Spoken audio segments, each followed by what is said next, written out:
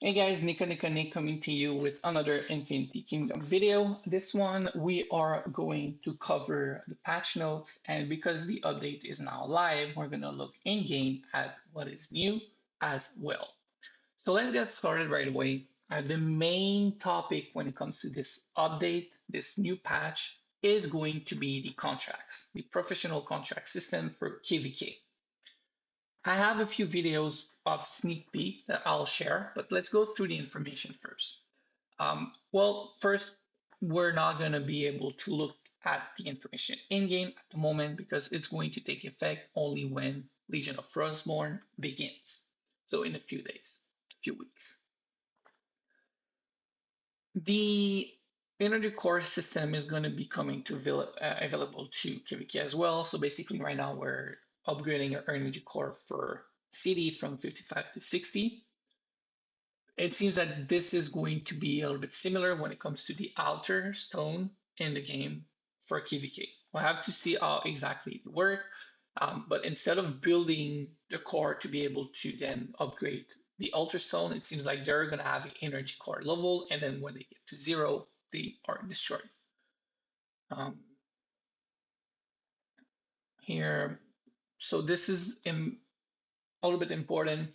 Basically, only R5 and 6 are going to be able to place those altar stone. So a little bit similar to Thermal Tower, people in the Alliance will be able to provide assistance in getting the resource, and then only the R5 and 6 will be able to place them. So nothing really out of the ordinary here. This here only talks about the priority of the attacks for the Altar Stone. It's going to be Energy Core, other Altar Stone of other alliances, Lord Castle, and then the Lord's troops. Unit boost, basically we're going to get boost. I don't know exactly what type of boost yet. It's going to be for Legion of Frostborn only. We already have troop boosts directly for Legion of Frostborn, so this might be Gathering, might be Altar Stone boost for a few moments, a few hours. We'll have to see. Now, this is where the greedy is. So basically, when it comes to lore contract, each player will have the choice between 3 different professions: Master Craftsman, Alchemist, and Fighting Master. Each one has a different role and different boost. Each alliance will have to get some player in all 3 professions. We'll see a quick sneak peek in a moment. You'll see what I mean by all alliances will need all 3 for sure. What I have to say though is when it comes to whale and big spender, mid spender, or even free to play that likes to fight a lot, Fighting Master is probably going to be their best bet. But even if, let's say, you have an alliance of fighter, everybody likes to fight, you will need these 2 types as well. Why? Let's take a quick look. So here, let's open Fighting Master first. So this was provided by Infinity Kingdom developers for the press officers. So basically, when you're going to be in Legion of Frostborn, you're going to have an icon here on the left, Lore Contract. You're going to select your profession. So this one is Fighting Master. As you can see, it seems to be a little bit similar to the Academy for researches. You go in and you're going to be able to upgrade those research to get the boost. Now, what is important to see here is, you see first there is a currency. This is probably going to be from doing daily tasks. You get something that allow you to upgrade your research. The second part that is important is the gold part, right? So you will need gold to upgrade your researchers. Make sure you have some gold. 3 million is not too high, but there's 5 level. I'm assuming that this is going to go up every level, but even if it does not, we're talking about 15 millions for every max research, and there are 7 of them. So you need a little bit of gold, make sure you have some. As you can see for the Fighting Master, you are getting troop PvP boost. Right? So they are directly related to PvP battle. Damage dealt to immortal increase 5%. Right? So for fighting. Now let's take a look at Master Craftsman. So Master Craftsmen are going to be able to craft material needed for the altar stone. They are basically going to gather the needed resources and then craft those material. And the alchemist is the one that will be crafting the stone. We'll see in a moment. But as you can see, if you don't have any master craftsman, you're not going to be able to get the material needed for the altar stone at all. And when it comes to their boost, same number of research, same principle, but their boost is going to focus on gathering resources because they need it to then craft the needed material for the altar stone. So here, 50% is quite good boost for gatherers, so that's pretty good. But as you can see, the system is very similar when it comes to researchers or the profession they work. Then let's move to, oops, not this one. Let's move to Alchemist. So Alchemist, as you can see, they are the one that will be able to use the material that the master craftsmen spend their time on creating, crafting, to then create the or craft the altar stone themselves. So basically, you have master craftsmen, they are the one building those resources. Then you have the alchemists that take over, they build the altar stone. And then you'll have the R5 and 6 that will be able to place those altar stone where they need to be placed. As for the fighting master profession, it's all about fighting. When you look at the research for this category, alchemist, it's all about the speed or the attack that the ultrastone is going to provide. So they're very straightforward. We're going to be able to have more information once KVK opens, but this is how it's going to work when it comes to proficient. And before we move on to the next topic, I do have a quick video on the Elderstone themselves. Basically, you see the thermal, nothing changes here. And then just under you have the Elderstone. It's very similar. So basically, right here, all these material here are going to be built by the Master Craftsman. These are built by the Alchemist, and then the R5 or 6, like I mentioned, are going to be able to place them. That's it. So for now, that's what we have on the profession, the contracts. So let's move on to the next topic when it comes to this update. It's the new immortal Medusa. We already knew she was going to be a range, archer, chaos. Let's go in game to take a look at her.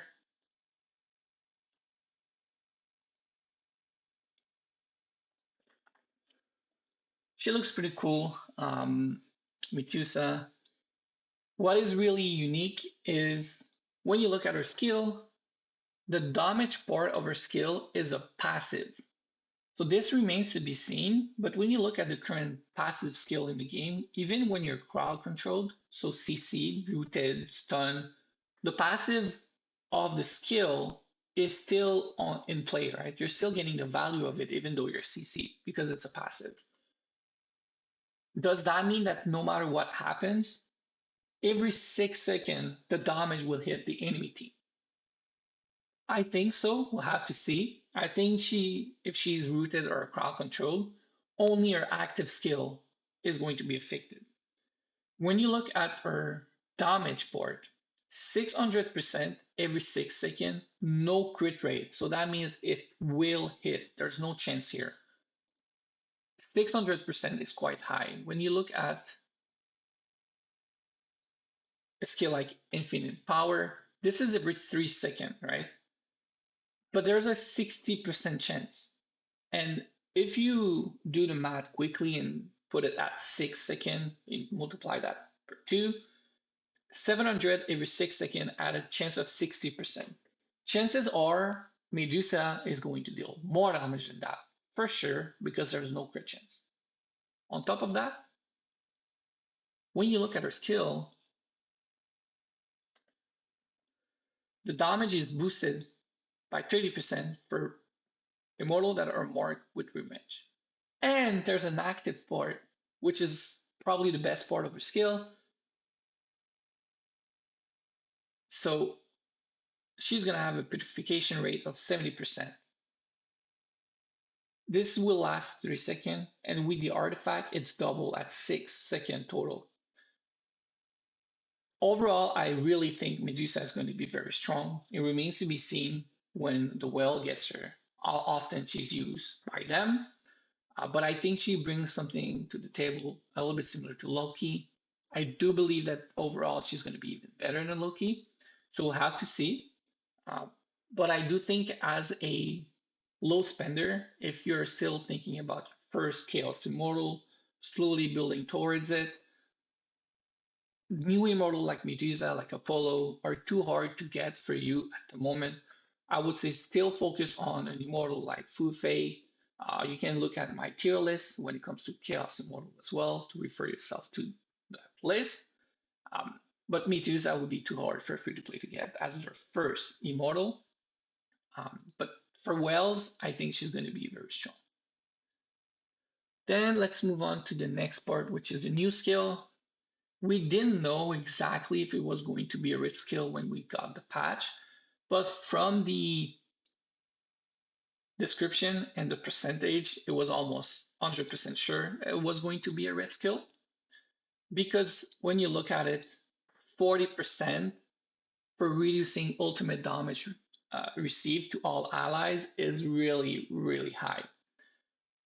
This will help against Apollo, Can, Himiko, Medusa, Loki. So this is good because it's not only towards magical or physical damage, it's both. When you look at a skill like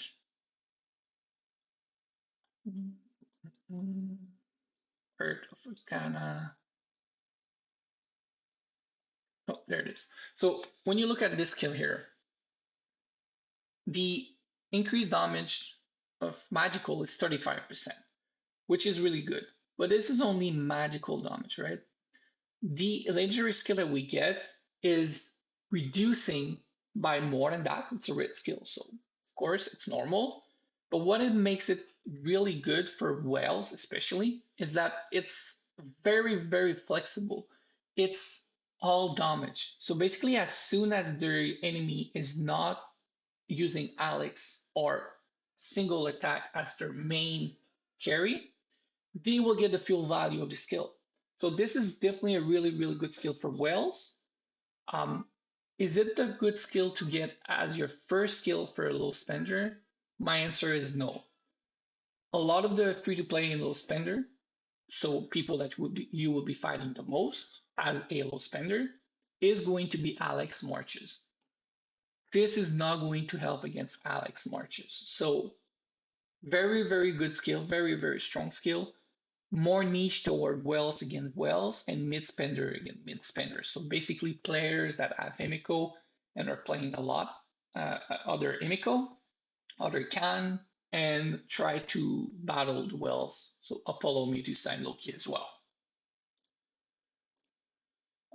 So this is pretty much it when it comes to the patch notes. The other are optimization. You can read them. What I will say though is Throne of the Supreme, we still don't have any information. I really hope that they bring it back soon. It's an event that I do enjoy. What I would like to see though is if it becomes more of a tournament, a little bit like IBL, I really hope that the free to play player would not only be spectating, right? I hope there's still season going off where they can participate, not just spectate as well. And then maybe the stronger player can have their own season. We'll have to see. But I hope that everybody will get something out of the new update for ToS. There is one thing though that I skipped earlier that I want to talk about. It's the elemental domain. They added two things, which I think is really nice, but needs optimization in my opinion. So first, it's a challenge. But when you do a challenge at the moment, you don't get good data out of it. Well, I'll do one just for you. So here I did a challenge. I don't get any data report, so no battle report. I cannot look at how my skill performed. I cannot look at how damage I took, how damage I did. I can't even know like what percentage of damage I did to the enemy, so what kind of reward I would get from this attack. So really very little information when it comes to the simulation. What you can do is look at the replay, and that's what you need to do. But when you look at the replay, basically you need to wait until your troop dies, or you need to wait the whole 2 minute 30, and then look at the HP of the enemy to see what that would look like if you were to hit it with this current setup, right? That's the only thing you can do at the moment. You cannot see how well your skill performed because you don't have a battle report. So I do think they need to optimize that quite a bit. They need to put the data report for sure. And I think they need to put the amount of damage that you dealt, or maybe the reward that you would get if you would do a challenge. Right now, at the moment, it's very limited. Don't have enough data. You need to look at the battle um, as a whole to basically see how much damage you would do.